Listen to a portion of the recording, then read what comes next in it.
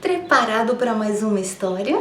Pois bem, chegamos ao capítulo 14, Medida Salvadora desse nosso livro No Mundo Maior. Hoje é a história do Antídio. Um colaborador veio correndo atrás do Calderaro e disse: amigo, preciso da tua ajuda. Aí Calderaro olhou e o André disse: acho que os dois já se conhecem, né? Porque o rapaz começou a falar e o Calderaro entendeu o assunto. E aí o rapaz disse: vamos atrás do Antídio, que hoje ele tá demais. Aí o Calderaro disse: ué, mas o atendimento da semana passada não melhorou? E o rapaz disse: melhorou sim, mas justo porque ele se sentiu melhor, caiu de novo no vício. Entrou de cabeça de novo. Aí o Calderaro disse: nossa, mas ele tá em casa? Não, deixei ele lá num centro. Olha bem, os amigos espirituais, os nossos mentores, os anjos que nos acompanham, eles nos deixam nos lugares, porque o livre-arbítrio é nosso, mas eles vão buscar ajuda para nós. Olha que amor, essa piedade divina. Então, Calderaro junto com esse moço foram lá para onde ele tinha deixado o Antídio, que é o nosso paciente de hoje. E o André disse que quando chegaram lá no lugar, era um bailão. Tava as pessoas lá dançando, daí ele disse: um lugar grande, com janelas grandes, bem iluminado, a música rolando, só que cheio de entidades perversas, vampiros, coisas horrorosas que até o André, que estava acostumado de ir no umbral em coisas assim, ficou impressionado com o lugar, ficou assustado com o tanto de vampiros, e ele falou entidades monstruosas e todos movidos pelos alcoólicos. Aí o André ficou muito impressionado, porque ele pensava assim: mas se essa gente tá dançando, tá se divertindo, dançar é errado, é menos digno, por que tem tantos vampiros aqui? Dançar não é bom? Enfim, aí ele voltou ali a prestar atenção. Eu fico imaginando assim, né, o André com o TDAH, a viagem da cabeça dele, depois ele voltando, né. Daí o Calderaro tinha falado pro rapaz que tava cuidando do Antídio, e disse: bom, então, quando ele melhorou a organização física dele, ele tinha ganhado um atendimento, gente, para ficar melhor, para se sentir bem. O que ele fez? Primeira coisa, quando ele se sentiu bem, opa, tô conseguindo ficar em pé nas minhas próprias pernas, foi pra bodega, foi pra balbúrdia, foi pro bailão, e lá nesse bailão, ó, cachaçada de novo, porque o problema dele eram os alcoólicos. Aí quando passaram lá pelo salão de dança, o homem não estava no salão de dança. O André que ficou pensando, mas o homem estava lá dentro de uma salinha. Antídio, como o Calderaro falou, 45 anos, pai de dois filhos, casado, estava lá. Mas um copinho atrás do outro copinho, ele só vinham ele chamar o rapaz lá do serviço e pedia mais um copinho, mais um copinho, mais um copinho. E nisso foi vários copinhos. Ali junto com ele nessa saleta, mais 4 entidades. E essas entidades iam se revezando para sorver os vapores do álcool. André disse que foi uma coisa horrível de ver, que esses vampiros ficavam daqui, ó, da onde descia o álcool da nossa glote até o estômago, onde tem outra tampinha, esse álcool descia por ali e os vampiros iam ali, ó, sorver o álcool, e eles ficavam se dividindo, como se o Antídio fosse uma taça, como o André falou. Ele parecia uma taça humana. Daí ele estaria diante de uma taça humana ou de um viciado em álcool, porque as entidades vinham e transformaram ele assim num objeto.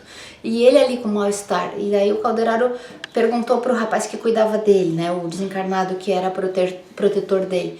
Disse: bom, então nós só temos uma medida a fazer. Quando a bênção da saúde não serviu só para aumentar o vício dele, porque quando ele se sentiu bem, foi de novo pro vício. Então vamos causar a bênção da doença. A doença vai ser freio para ele. Concordas? Daí o rapaz disse plenamente: sim senhor, se o senhor cuida da saúde dele, eu confirmo. Claro, né?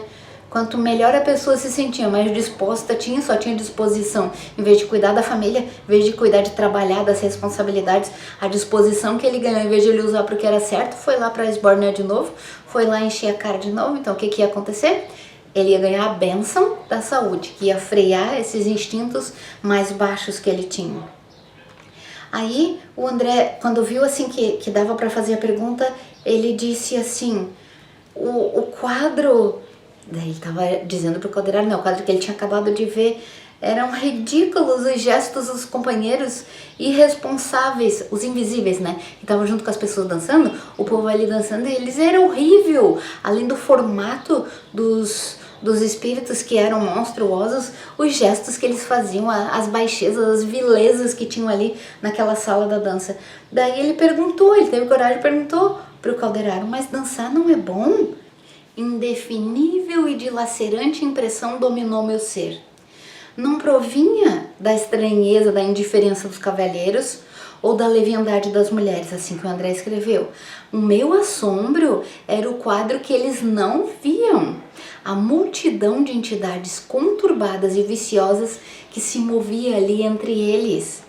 Os dançarinos não bailavam sós, mas inconscientemente correspondiam ao ritmo assodado da música inferior.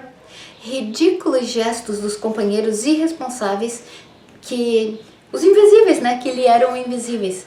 Olha, gente, não era pela dança, não era pela música, eram as entidades que estavam ali se aproveitando das energias. E aí ele disse, mas ele perguntou para o Calderaro, meu amigo, o que vemos? Criaturas alegres, cercadas de seres tão inconscientes, tão perversos. Pois é crime dançar. Buscar a alegria é falta grave. Daí Calderaro diz, que pergunta, André? O ato de dançar pode ser tão santificado quanto o ato de orar. Porque a alegria é legítima, é sublime, é uma sublime herança de Deus. A alegria. Mas aqui, porém, o quadro é diverso. O bailado e o prazer nessa casa significam declarado retorno aos estados primitivos do ser.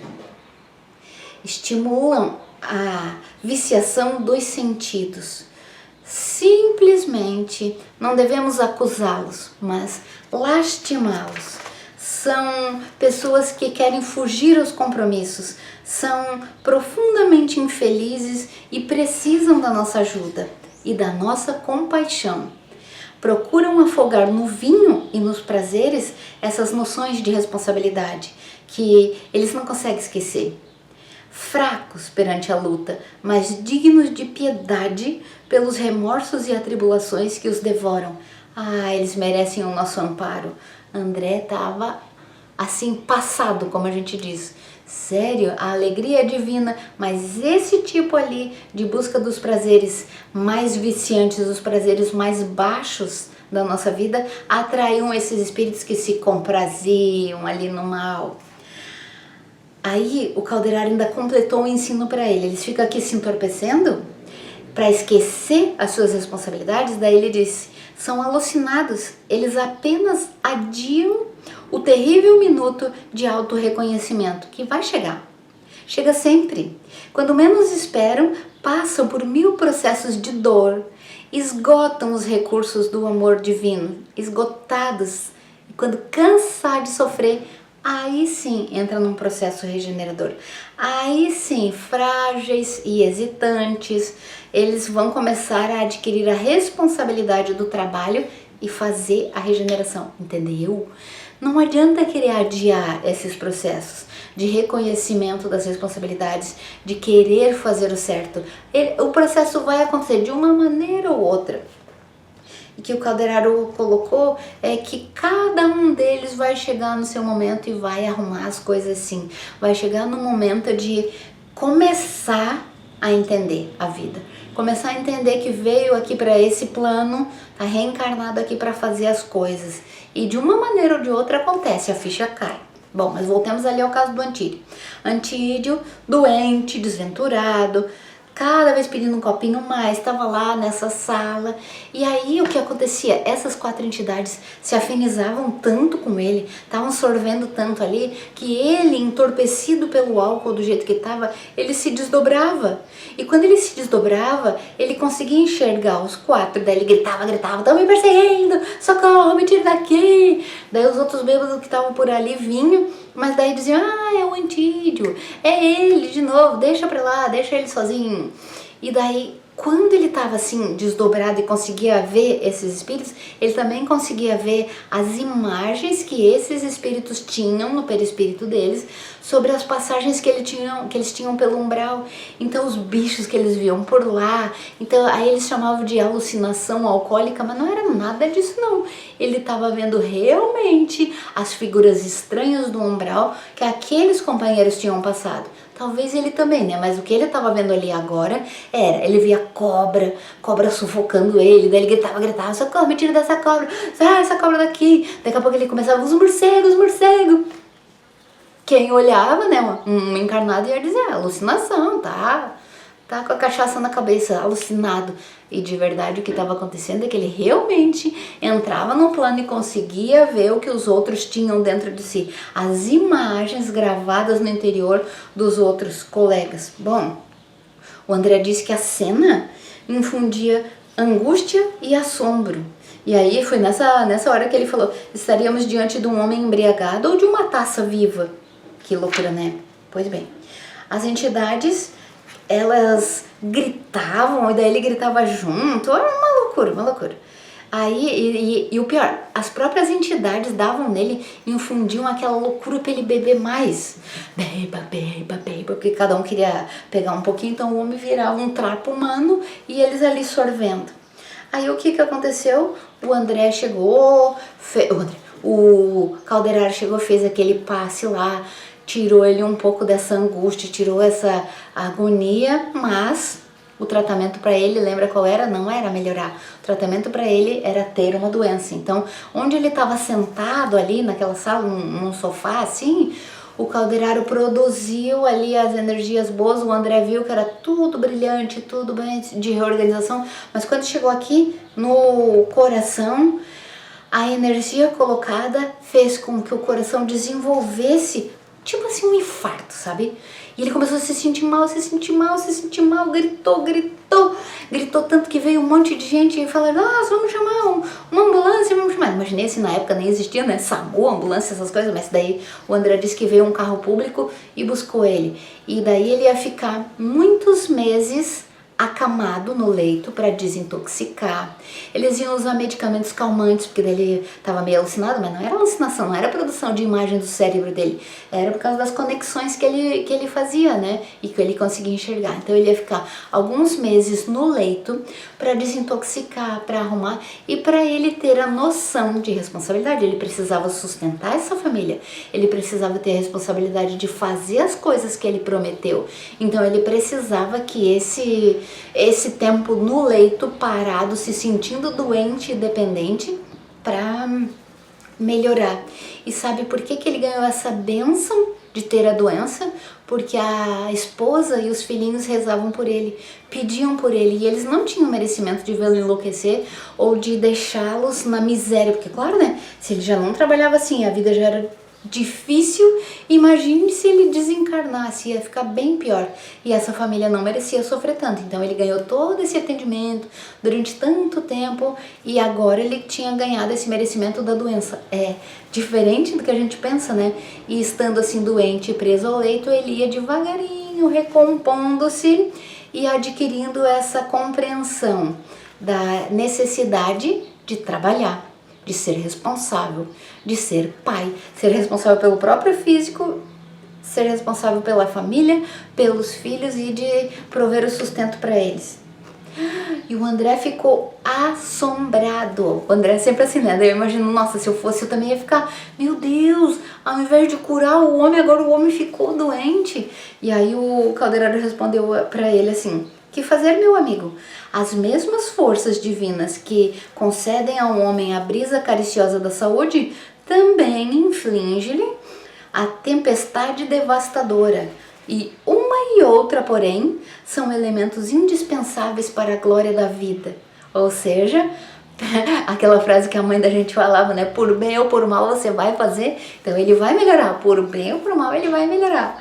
Entenda assim, né? E sabe o que ele ia passar? Um intraduzível mal-estar. Durante o tempo que ele ficasse acamado, ele ia se sentir mal mesmo. Mas era para produzir essa mudança nele. E ele vai experimentar indizíveis angústias, Nossa, fica imaginando, né? Como esse homem vai sofrer agora preso no leito. E tinha começado naquela noite. Que interessante, né? Que a paz de Jesus esteja com você, que você não precise desse remédio amargo para aprender que tem que fazer as tuas responsabilidades, que tem que cumprir o teu plano reencarnatório, que você nasceu para ser feliz, mas para ser feliz tem que fazer o certo. Que assim seja, um beijo para você e até o próximo capítulo.